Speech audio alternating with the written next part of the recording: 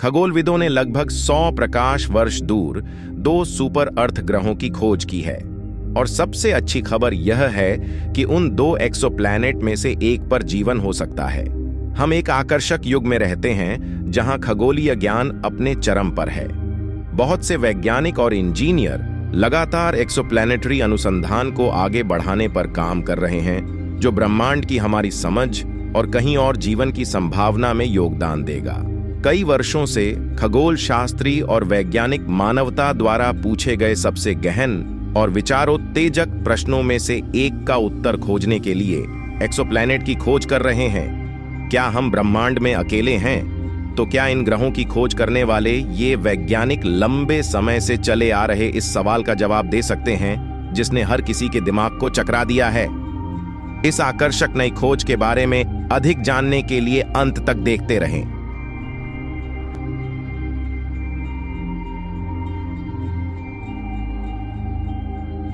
हजारों वर्षों से कई दार्शनिक और जिज्ञासु यह जानना चाहते थे कि क्या हम वास्तव में इस विशाल ब्रह्मांड में अकेले हैं, लेकिन हम पहली पीढ़ी हैं जिसके पास अंततः इस प्रश्न का उत्तर खोजने के लिए सही प्रकार के उपकरण हैं। परिणाम स्वरूप हम आधी सदी से भी अधिक समय से सौरमंडल की खोज कर रहे हैं और हम कम से कम 2.5 दशकों से एक्सोप्लैनेट का अध्ययन कर रहे हैं। लेकिन आज हमारे सभी प्रयासों और वैज्ञानिक प्रगति के बावजूद हमारे सौरमंडल और उससे परे ग्रहों के बारे में हमारी समझ अभी भी अन्य ग्रह प्रणालियों को विस्तार से समझने के लिए पर्याप्त नहीं है।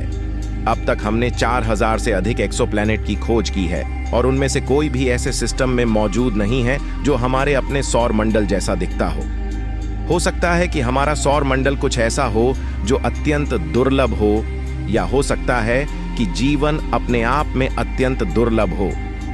यह जानने के लिए कि क्या कोई ग्रह उस प्रकार के जीवन का समर्थन करता है जैसा हम जानते हैं, उसे रहने योग्य क्षेत्र में होना चाहिए। इस वीडियो के बाद के भाग में इस पर और अधिक जानकारी दी जाएगी। लेकिन पहले एक्सोप्लैनेट की खोज से पहले खगोलविदों ने सोचा था कि ऐसे ग्रह जो सतहों पर तरल पानी का समर्थन कर सकते हैं अपेक्षाकृत सामान्य होने चाहिए। लेकिन ऐसा नहीं था, और यह पता लगाने के लिए कि क्या इस दावे में कोई सच्चाई है, हमें कई अन्य ग्रहों से अधिक डेटा की आवश्यकता है। यही कारण है कि हम एक्सोप्लैनेट पर जो वर्तमान और भविष्य का अवलोकन करते हैं वह बेहद महत्वपूर्ण है। एक्सोप्लैनेट की खोज और अवलोकन से हमें यह जानने में मदद मिलेगी कि ब्रह्मांड कैसे काम करता है और पृथ्वी, सूर्य और हमारी संपूर्ण ग्रह प्रणाली कैसे अस्तित्व में आई। ये हमें नए तत्वों या रासायनिक यौगिकों के बारे में भी जानकारी देगा जो अन्यथा हमारे लिए पूरी तरह से अलग होंगे। खगोलविदों ने पहले ही 4000 से अधिक एक्सोप्लैनेट की खोज की है जो दूर के तारों की परिक्रमा कर रहे हैं। पल्सर की परिक्रमा करने वाले पहले 2 एक्सोप्लैनेट 1992 में खोजे गए थे। इन खोजों से पहले हमारे ग्रह के अलावा अन्य ग्रह प्रणालियों के अस्तित्व के विचार को सदियों से पूरी तरह से खारिज कर दिया गया था। इसलिए अब हम अन्य तारों के आसपास हजारों ग्रहों के बारे में जानते हैं। भले ही हमने अभी तक अपने ग्रह के अलावा किसी अन्य ग्रह पर जीवन के किसी भी रूप की खोज नहीं की है, तो हम पहले एक्सोप्लैनेट का निरीक्षण क्यों नहीं कर पाए? एक्सोप्लैनेट को पहचानना आसान नहीं है क्योंकि वे हमसे बहुत दूर हैं। हम कई प्रकाश वर्ष दूर की बात कर रहे हैं, लेकिन यही एकमात्र कारण नहीं है। तारों के विपरीत एक्सोप्लैनेट हमारे अपने ग्रह की तरह अपने स्वयं के प्रकाश से नहीं चमकते हैं। ये ग्रह केवल तभी चमकते हैं जब उनके स्थानीय तारों से प्रकाश परावर्तित होता है, जिससे वे अत्यंत मंद हो जाते हैं। यहाँ तक कि सबसे बड़े एक्सोप्लैनेट भी अपवाद नहीं हैं, क्योंकि वे अपने अत्यधिक चमकीले सितारों की रोशनी में डूब जाएंगे। यही कारण है कि सबसे बड़े ग्रह भी ऑप्टिकल दूरबीनों से देखने के लिए बहुत छोटे हैं। पहली एक्सोप्लैनेट खोज से पहले खगोलविदों ने मान लिया था कि एक्सोप्लैनेट हमारे सौर मंडल के ग्रहों के समान होंगे, लेकिन वे यह जानकर हैरान रह गए कि एक्सोप्लैनेट अपनी स्थिति और कक्षाओं में पृथ्वी से बहुत भिन्न हो सकते हैं। खगोल शास्त्री स्पष्ट रूप से गलत थे जब उन्होंने सोचा कि सौर मंडल ब्रह्मांड में कई अन्य ग्रह प्रणालियों का प्रतिनिधि है। सच्चाई यह है कि हमारा सौर मंडल नियम के बजाय अपवाद हो सकता है, क्योंकि हमारे पास इसमें जीवन है और दूसरों में नहीं। कम से कम हमारे पास जीवन के अस्तित्व का कोई सबूत नहीं है। लेकिन 2 एक्सोप्लैनेट की इस नई खोज से यह बदलने वाला है, जिनमें से एक पर जीवन संभव हो सकता है।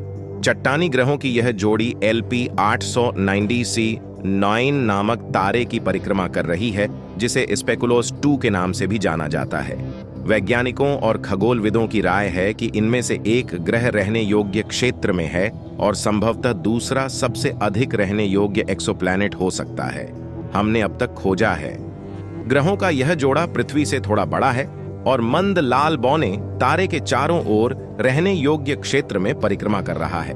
हम LP 9B ग्रह के बारे में बहुत कम जानते हैं, जिसे हम पहले भी देख चुके हैं।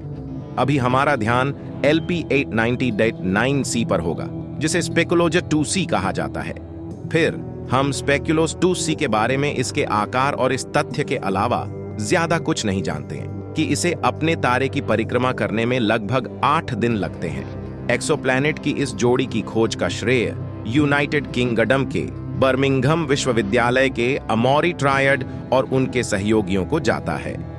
टीम अब इन दोनों ग्रहों के बारे में और अधिक अध्ययन करने के लिए जेम्स वेब स्पेस टेलीस्कोप से तस्वीरें लेना चाहती है, ताकि इसके वायुमंडल और सतह के आसपास के रहस्यों को उजागर किया जा सके, जिससे हमें इस तथ्य पर विचार करते हुए ग्रह पर जीवन की संभावना के बारे में अधिक जानकारी मिलेगी।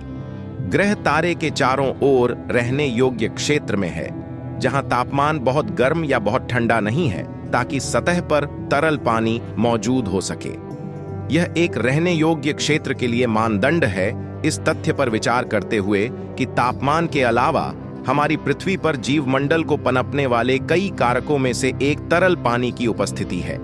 लेकिन ध्यान रखें कि यह मानदंड केवल उस तरह के जीवन के लिए समझ में आएगा जो हमारे जीवन के समान है। तो खगोलविदों ने वास्तव में इन नए ग्रहों की खोज कैसे की? खगोल शास्त्री जब किसी तारे का निरीक्षण करेंगे तो वे इस बात पर ध्यान देंगे कि जब कोई ग्रह तारे के सामने से गुजरेगा तो उसकी रोशनी कम हो जाएगी। यह हमेशा अपेक्षा के अनुरूप काम नहीं कर सकता है, क्योंकि ऐसे तारे के साथ काम करना थोड़ा मुश्किल है जो हमारे सूरज जितना चमकीला है। ग्रह अपना प्रकाश उत्सर्जित नहीं करते, क्योंकि वे केवल प्रकाश को परावर्तित करते हैं। फिर भी यदि तारा बहुत अधिक चमकीला है तो भी ऑप्टिकल उपकरणों के साथ इन एक्सोप्लैनेट को पहचानना अभी भी मुश्किल है। इसलिए यह बहुत आसान है अगर मेजबान तारा लाल बौनों की तरह ठंडा और गहरा हो। स्पेकुलोस 2c की त्रिज्या पृथ्वी से लगभग 30 से 40% बड़ी है और इसे अपने तारे की परिक्रमा करने में लगभग 8.4 दिन लगते हैं। इसे ज्वार से भी बंद किया जाता है, जिसका अर्थ है कि इसमें एक तरफ स्थायी दिन होता है और दूसरी तरफ हमेशा रात होती है। ग्रह सूर्य के चारों ओर बुध की परिक्रमा दूरी से लगभग 10 गुना कम दूरी पर अपने तारे की परिक्रमा करता है। फिर भी इसे प्राप्त होने वाले तारकीय विकिरण की मात्रा अभी भी निचले स्तर पर है। ऐसी स्थिति ग्रह की सतह पर तरल पानी की उपस्थिति की अनुमति दे सकती है, बशर्ते कि इसमें सही तापमान के साथ पर्याप्त वातावरण हो। इसका संबंध इस तथ्य से है कि तारा LP 890 सूर्य से लगभग 6.5 गुना छोटा है और इसकी सतह का तापमान हमारे तारे से आधा है। हमारे ग्रह की तुलना में इसके अंतर के बावजूद टीम का अनुमान है कि यह सौर मंडल के बाहर ट्रैपिस्ट 1e के बाद अब तक खोजा गया दूसरा सबसे अधिक रहने योग्य ग्रह प्रतीत होता है, जिसे 2016 में अमोरी ट्रायड द्वारा भी खोजा गया था। इसे ट्रैपिस्ट 1 नामक लाल बौने की परिक्रमा करने वाले कम से कम 3 संभावित रूप से रहने योग्य पृथ्वी के आकार के ग्रहों में से एक माना जाता था। तब से 4 और ट्रैपिस्ट ग्रहों की पहचान की गई और टीम ने पुष्टि की कि उनमें से कम एक रहने योग्य क्षेत्र में था और ट्रैपिस्ट 1d में महासागर की दुनिया जैसी पृथ्वी होने की सूचना है। अलग अलग तारों के लिए रहने योग्य क्षेत्र की परिभाषा अलग अलग है। यह उन तारों के गुणों पर निर्भर करता है जिनकी ये ग्रह परिक्रमा करते हैं। वर्तमान में शोधकर्ताओं को उम्मीद है कि जेम्स वेब अंतरिक्ष दूरबीन इस परिभाषा को संशोधित करने में सक्षम हो सकती है और इन ग्रहों के द्रव्यमान के बारे में बहुत कुछ बता सकती है और पुष्टि कर सकती है कि क्या वे वास्तव में जीवन का समर्थन कर सकते हैं। आकार में पृथ्वी से बड़े और अपने मेजबान तारे से निकटता वाले ग्रहों का तात्पर्य उच्च स्तर के शक्तिशाली विकिरण से हो सकता है, जो इसकी संभावित रहने की क्षमता के विरुद्ध गिना जाता है। अब तक हमने जिन अधिकांश एक्सोप्लैनेट्स की खोज की है, उनके साथ समस्या यह है कि वे चट्टानी ग्रह नहीं हैं, बल्कि वे यूरेनस और नेपच्यून जैसे गैस दिग्गज या बर्फीले ग्रह हैं। अंत में एक्सोप्लैनेट जलवायु की विविधता का अध्ययन करने के लिए जितना संभव हो उतने समशीतोष्ण स्थलीय दुनिया का पता लगाना बेहद महत्वपूर्ण है। इससे हमें यह मापने में मदद मिल सकती है कि ब्रह्मांड में जीव विज्ञान कितनी बार उभरा है।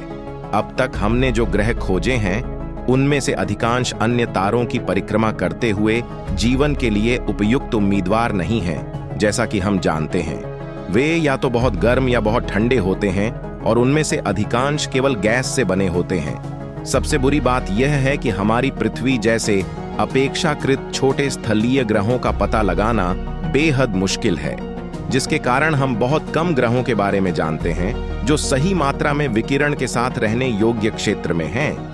पृथ्वी जैसा ग्रह खोजना, विशेष रूप से जीवन वाला ग्रह, हमेशा एक चुनौती रही है और हमारे पास खोजने के लिए और भी बहुत कुछ है।